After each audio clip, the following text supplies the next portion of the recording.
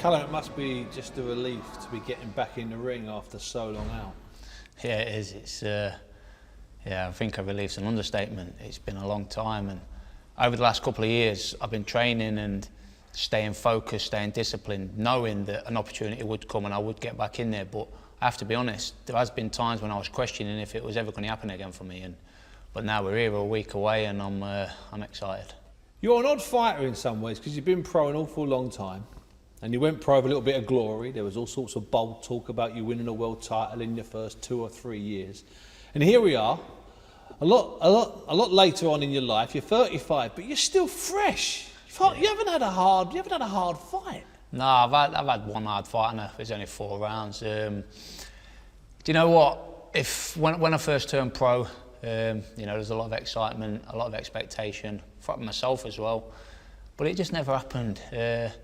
You know, I have to take a little bit of blame maybe in some areas, but you know, I think 70–80% of it, you know, I'm not to blame, and it's just one of them things. But you know, at the end of the day, I've learned to kind of forget about what's been, what's gone, because that doesn't bring anything other than negativity. So I concentrate on what's in front of me, where I am now, and my plans now, and what I'm going to do now. Has it been hard though? Has it been hard? Because when you turn pro, you're a boy.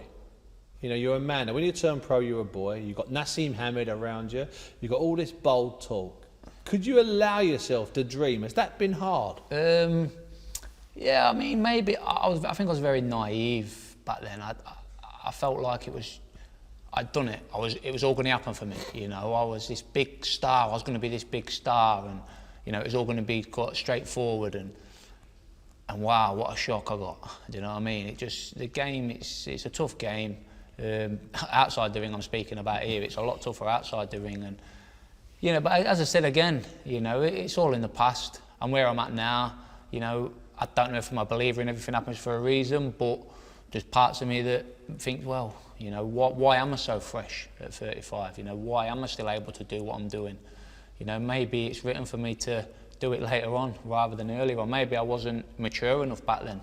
You know, so now we're here. So the timing could be better now than it was 7 years ago, 8 years ago. Maybe so. I believe I'm a physically more stronger man now, mentally and physically.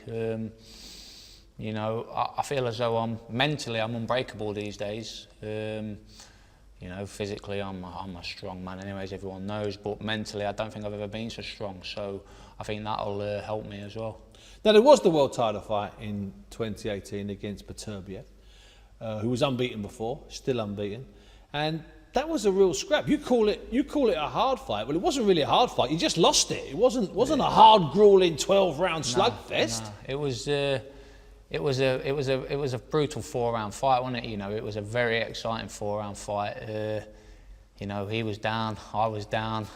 We was like yo-yos, weren't we? We was knocking each other about, and it was, I don't know, I can't say it was exciting to be involved in that kind of fight, but at the same time, we're looking back, you think, wow, that was a serious fight.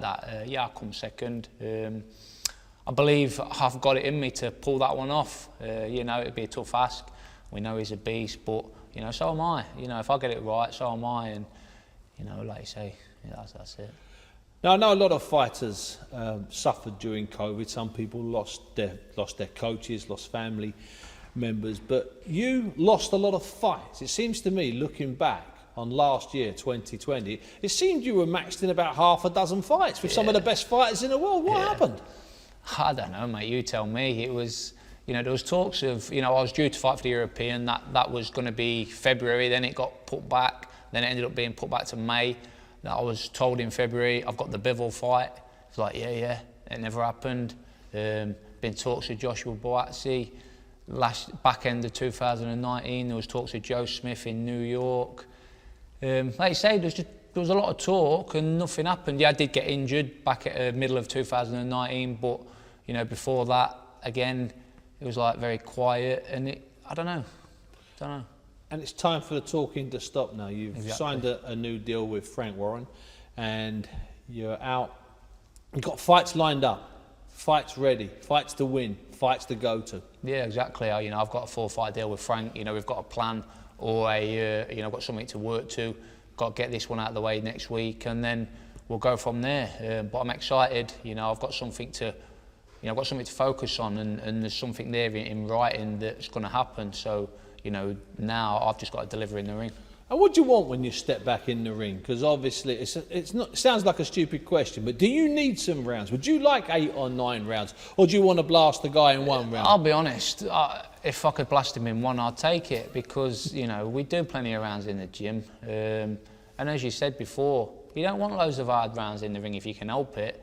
But it is what it is. You have to be prepared to go wherever you've got to go. You know, sometimes you have to go to places you maybe don't want to go.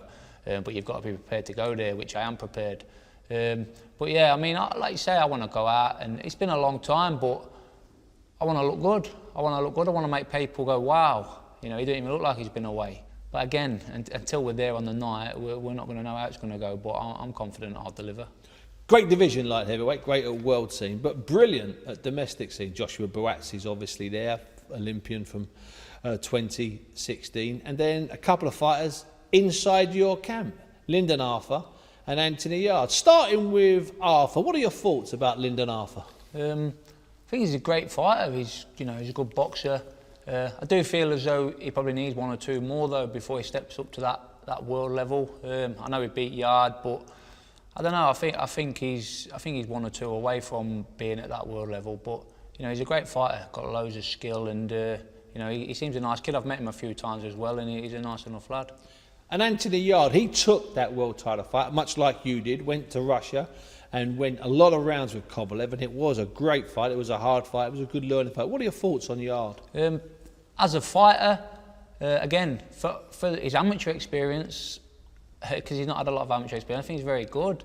I do feel as though he does get a little bit lost though when someone can, move a little bit and not let him get his power shots off and everything else, as we saw with Lyndon. He went over to Russia, fought Kovalev, put in a great performance, did well. He nearly got him in that round. So, again, he's a good fighter. I just feel I'm the best out there. I just feel I'm the best of the bunch. But, it's something that we're probably all going to find out eventually. And do you think that because of your experience, do you think that because of what you've achieved already, do you just consider yourself the best because of that? Yeah, I mean, Lyndon and Yarde, neither of them have won the British title. I won the British title in the fashion I won it in. I had that up and down fight with Beterbiev, who is the best in the division bar none. I went out to America and performed the way I did. I do feel as though the performances I've put in at the higher level have outweighed their performances. But again, it's all opinions. Everyone's got their own opinion. My opinion's that.